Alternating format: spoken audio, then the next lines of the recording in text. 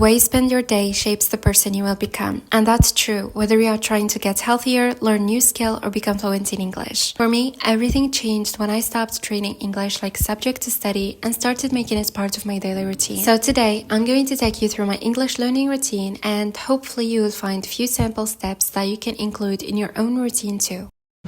So the first part of my routine is listening. Even today, I listen to English all the time. I surround myself with English content because that's how we are constantly exposed to new vocabulary and both British and American accents. At first, I listened mainly to improve my English, but now I use listening for something even bigger, learning new things. I watch TEDx talks, listen to podcasts, and watch videos about topics that genuinely interest me. So I'm not just improving my English, but I'm also improving myself at the same time.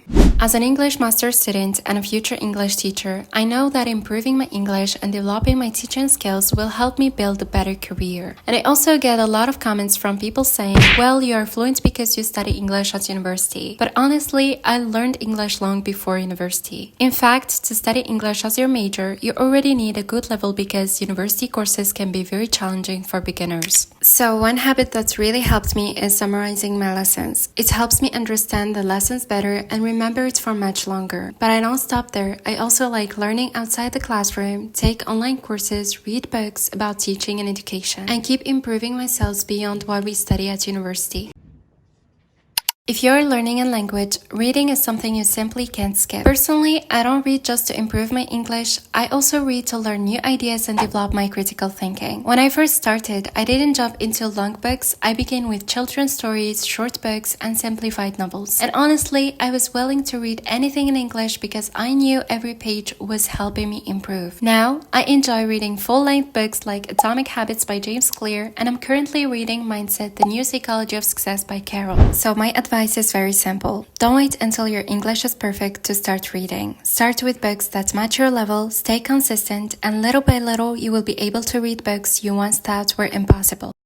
So we have talked about listening, studying at university, and reading. Now let's move on to another important part of my routine, which is journaling. I have talked about journaling many times because of how important it is. It has helped me improve my writing, organize my thoughts, and express myself. Journaling also helps you mentally. It helps you organize your thoughts, think in English, and of course improve your writing skills. At this point, I don't actually journal every single day, but whenever I feel tired, happy, or even sad, I just start writing down my thoughts. I also use it to plan my content, organize my studies, and honestly just about anything.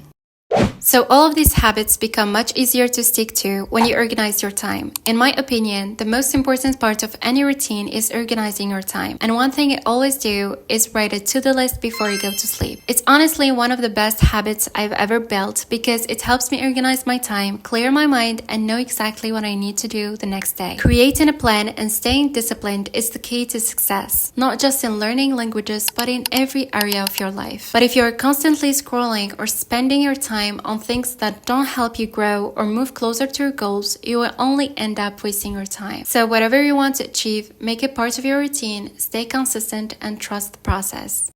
And finally, I just want to say, believe in yourself, start working, and stay consistent. And of course, don't forget to support my content, like this video, subscribe to the channel, and leave a comment. Your support helps me create more videos and reach more people who want to improve their English and become the best version of themselves. I'm Mary, and I'm here to help you improve yourself and learn English. So see you next time, inshallah.